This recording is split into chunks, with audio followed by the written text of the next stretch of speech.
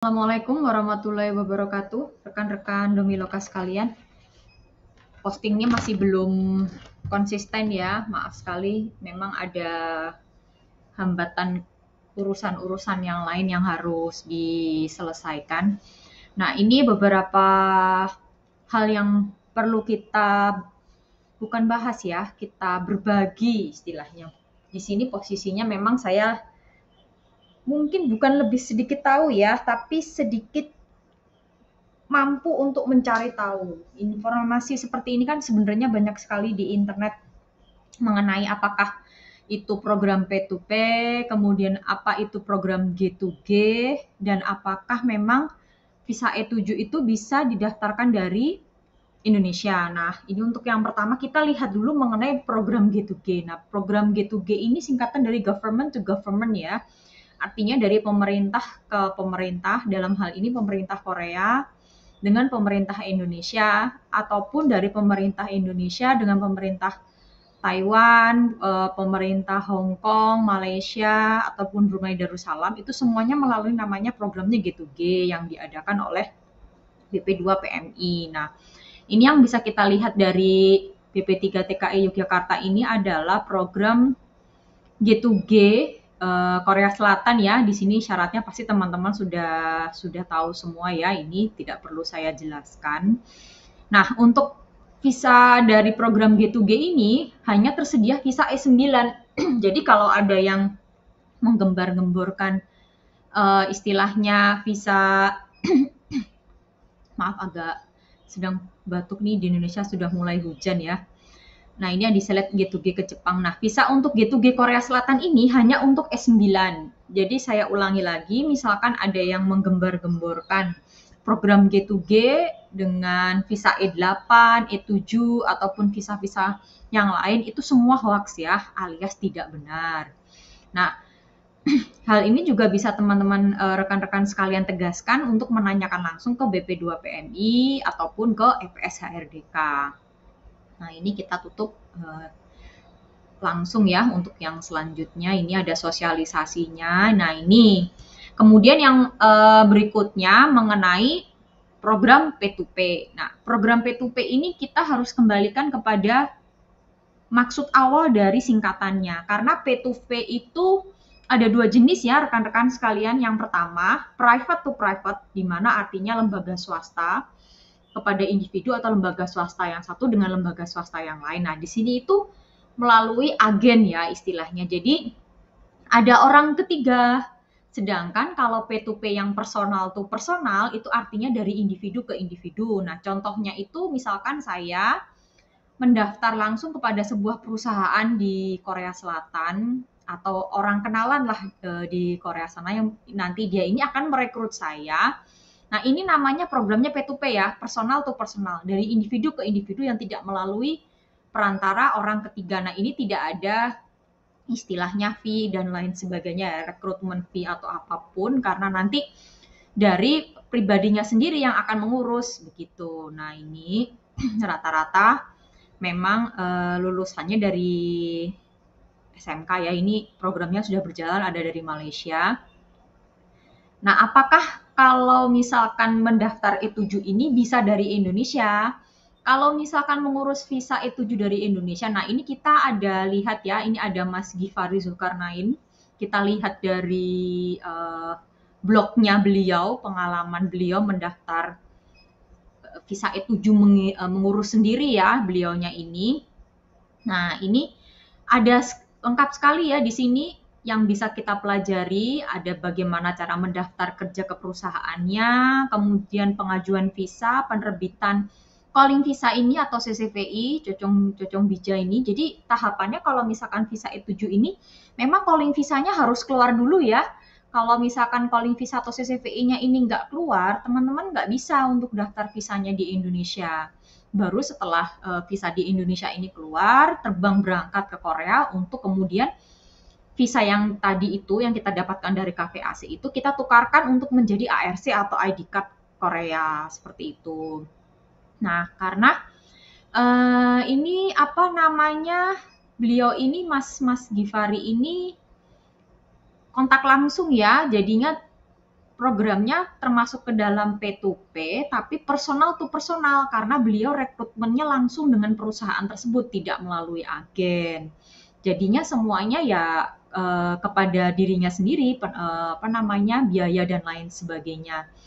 Nah, ini sudah cukup kita ketahui ya untuk perekrutan E7 memang ada gitu loh dari Indonesia, dan itu bisa dilakukan atau didaftarkan. Kemudian misalkan rekan-rekan sekalian mau tahu di mana sih lihat informasi-informasi visa itu, ini bisa dilihat di sini ya, KVAC. Cukup diketik saja di Google, di HP-nya, di Samsulnya atau di iPhone-nya. Ketik saja seperti ini, KVAC. Nah, ini sudah langsung akan keluar ini, Korea Visa Application Center, tempat kita untuk mendaftar visa di Korea Selatan. Tinggal diklik. Nah, di sini dia ada WhatsApp-nya ya. Jadi kalau misalkan mau tanya-tanya, itu bisa lewat sini. Kita klik saja, nanti akan mengarahkan kepada website yang lain ya. Ini kita tutup yang tadi. Saya kasih contoh langsung. Nah, di sini ada tulisannya language. Ini bahasa, silahkan dipilih menggunakan bahasa yang paling nyaman. Kita orang Indonesia ya, udah pakai bahasa Indonesia. Kemudian di sini ada informasi visa ya. Nah, di sini informasi visa reguler itu secara umum ya. Kemudian kalau misalkan kita mau tahu dokumennya apa saja, kita klik saja informasi visa dokumen. Nah, untuk visa kerja dan lain sebagainya, itu kita kliknya di sini ya, ada di dalam kategori visa jangka panjang. Nah, kita klik di sini, ada keterangannya, ada pilihannya banyak ya, kunjungan tinggal bersama, ini masuk visa F, kemudian orang Korea di luar negeri ini Gyopo visa, imigran pernikahan ini F6, belajar di luar negeri ini bisa masuk ke D2, D4, ini pelatihan umumnya ada di D4, D3, dan lain sebagainya, kemudian investasi perusahaan ini visanya bisa D8, D7, atau D9. Nah, yang masuk ke dalam kategori visa kerja itu pada umumnya ada di sini ya. Kita klik saja informasi mengenai visa seri E. Nah, ini kita tutup tadi, maksudnya saya biar sekalian contoh. Nah, informasi visa seri E. Nah, di sini ada E1, E3, E5, E7, E9, E10. Ini detailnya semua bisa dilihat di page-nya Domiloka. Saya sudah tim kami sudah mengupload, mempersingkat penjelasan yang sangat mudah dipahami. Nah, ini bisa dilihat apa saja. Nah, di sini kan ada kategori untuk visa E7 ya. Di sini. Nanti kita bahas untuk postingan yang selanjutnya. Nah, ini visa E9 juga ada di sini, visa pelaut E10. Kita tutup visa seri E. Nah, kemudian kita melihat informasi mengenai visa seri D. Nah, di sini ya, ada D1, D3, D5, D6, D7, D9, D10.